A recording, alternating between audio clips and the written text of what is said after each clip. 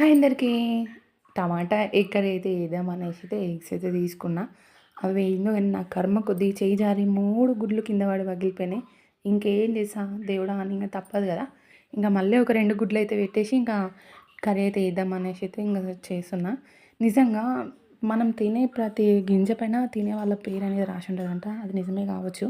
నిజంగా చేద్దాం నేను అప్పటి వరకి కర్రీలో వేద్దాము అని అనుకునే లోపు అది జారి మొత్తం కింద పడిపోయినాయి. నిజమే కదా! అంటారు కదా! చేద్దాకొచ్చింది నోటి దాకా రాదని. నిజంగా నాకు అట్లనే జరిగింది. చాలా బాధ అనిపించింది గుడ్లయితే పగిలిపోయేసరికి. ఏందో అసలు నిజంగా పొద్దున్న లేచి ఎవరి మొఖం చూసినారా బాబు అనుకున్నా. ఇంగ మీకెట్లైనా ఎప్పుడైనా ఇట్లా జరిగిందా కామెంట్ చేయండి. చూడండి ట్రైపాడ్ లేక నా అవస్థలయితే చూడండి.